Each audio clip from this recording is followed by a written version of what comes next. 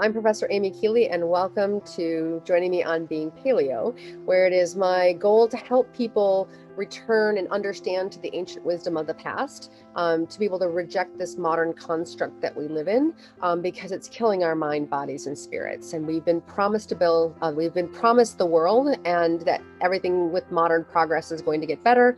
And that promise has failed us spectacularly if you look at things around us. So in this podcast, my goal is to discuss ancient art, ancient philosophy, ancient food choices through being paleo, but with the idea of returning to the past and how do we do that. And I will be interviewing people who can help educate on what they're doing to return to ancient practices of the past that hopefully will inspire you to figure out how to be able to do it for yourself, for your sanity's sake and all of our sanity's sake, because it's not working. And it's time to acknowledge that it's broken, it's not working, and all of our systems are failing, including our body systems and the systems around us, whether it's education, the mental health. I'm a health advocate for somebody right now, and it's profoundly broken.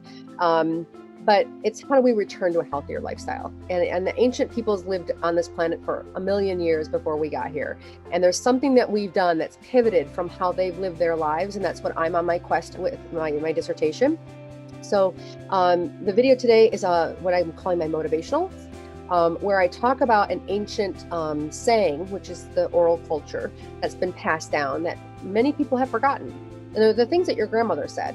And it's not just that your grandmother said them, but she learned them from her grandmother. And they're an oral tradition passed down, but we have forgotten sometimes what those mean. So again, on my motivationals, I want to break down some of those notions that have been passed down that we have forgotten what they really mean. So today, it is about what my grandma used to always tell me, which is don't point a finger at anybody because you have 3 of them pointing back at you. And what does that mean? That means that we have become a very judgmental society, and everybody's pointing fingers. And we are at the point where we are stepping on other people's rights. So I get that people are offended by certain things that other people do. And the ancient ways of doing things are different. So I would like to talk about that because we've become very judgmental. And that's what pointing a finger is. And I can talk about a lot of different ways that we're doing that. And I'll just unpack that in some of the follow-up lectures that I'll do to this series.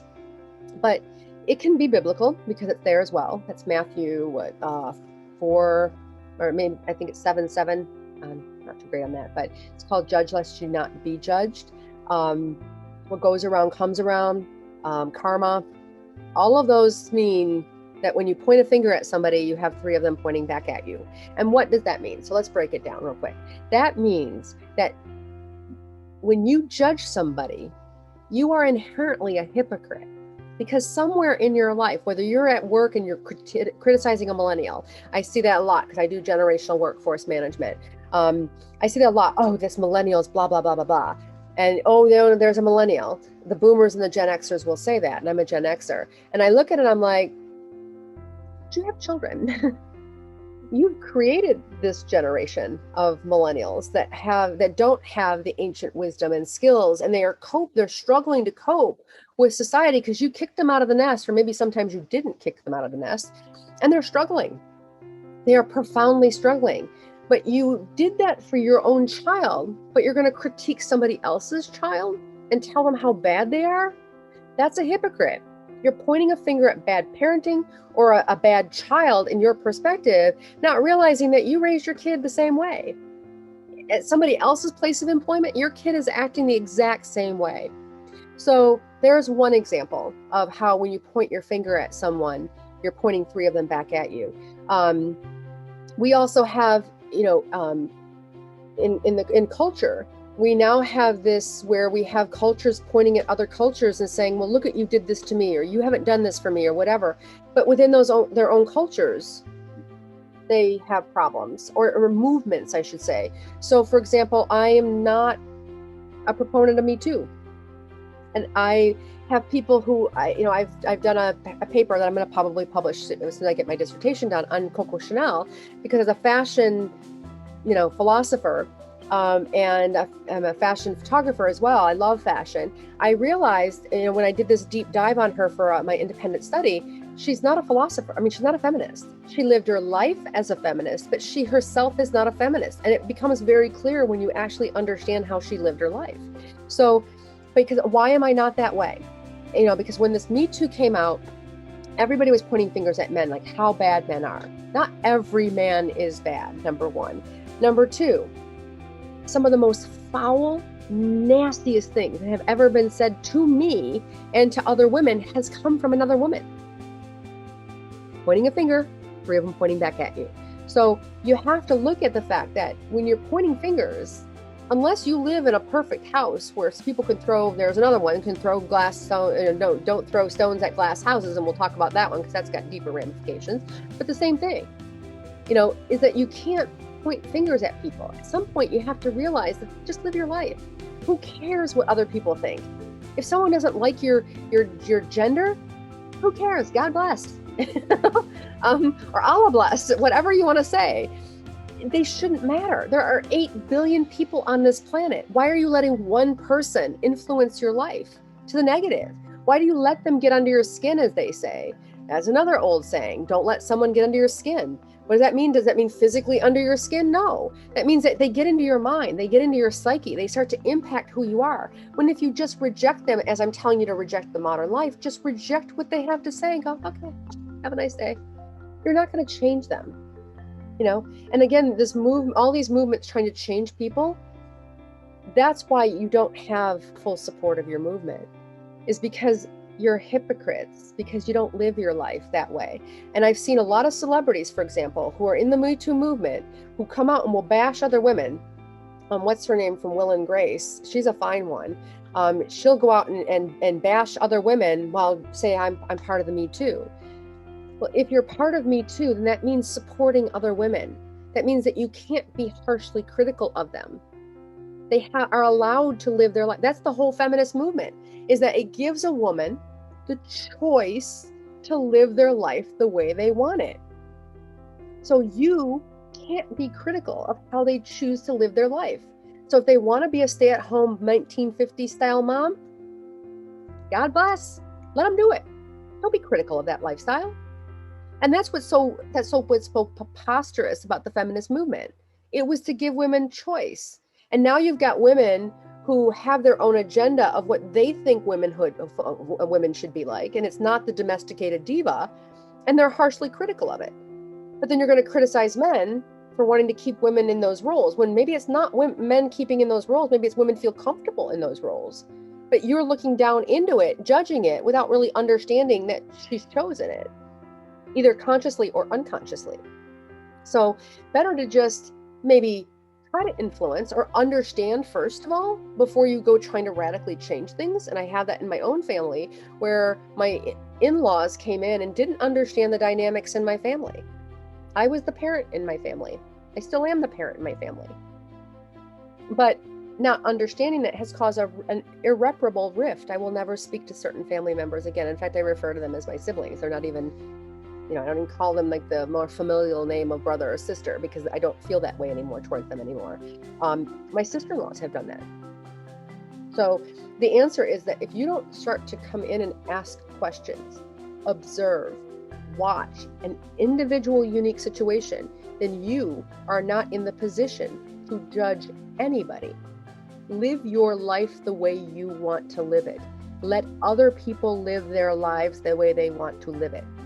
So again, let me give another example, and then, again, watch my, where I pack them on deeper is I was going to write in my dissertation, because I'm writing on a certain topic, and I was going to write on the geisha girl, the foot binding. So I've actually looked at it. It's kind of creepy, kind of gross. But that's my lens as a Western culture. We've had women going into the Asian culture and trying to outlaw. In fact, it's now outlawed, foot binding. But women still do it. And what we in the Western culture don't understand is that to them, that aesthetic is beautiful. So we have gone into a culture that we don't know about, And because the foot binding offends us, we've tried to change their culture, thinking that, oh, that's barbaric, that's whatever. Yet to that culture, it's not barbaric. And I was told I couldn't write about this in my dissertation, which that's fine. I'll talk about it here. It is not up to us to go into other cultures and judge them with our own lens.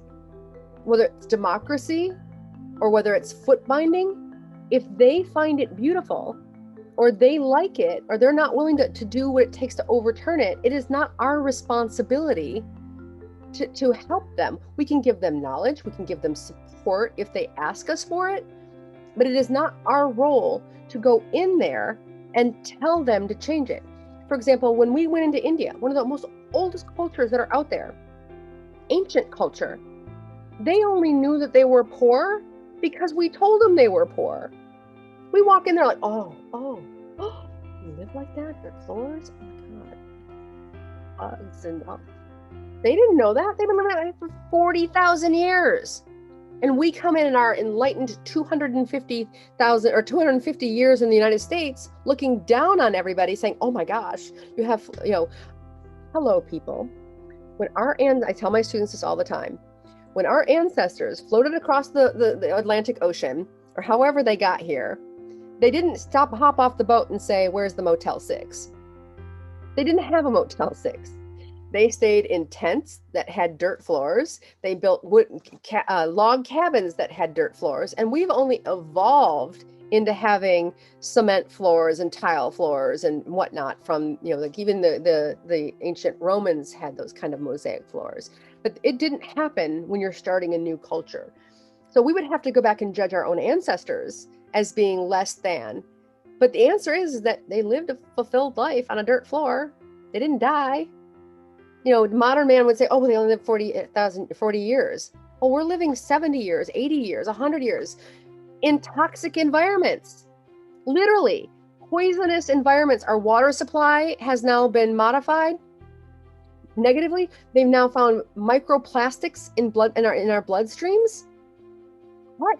Let me live to 40 years, a more fulfilled lifestyle that's healthy than 80 years of living in toxicity. So again, how do we reject it? Can we fully reject it? It's kind of impossible. I think we've passed that tipping point, but we cannot participate in it anymore.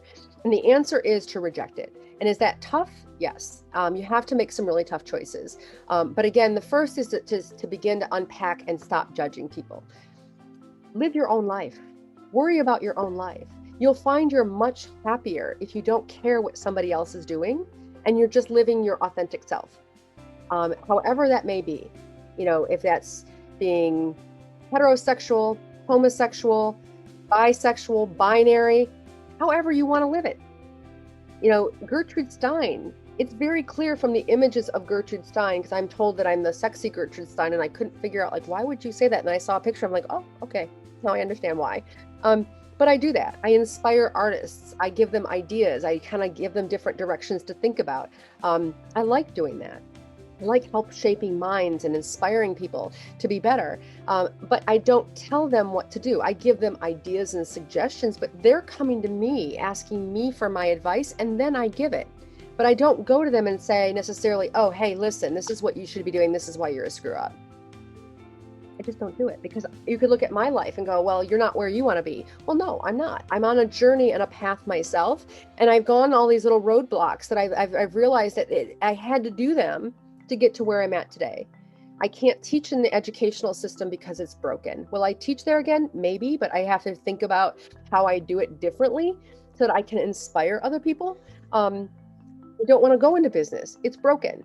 I will not ever go into government because it's profoundly broken. The mental health system is broken. I'm a health advocate for somebody. So at the end of the day, I don't judge people.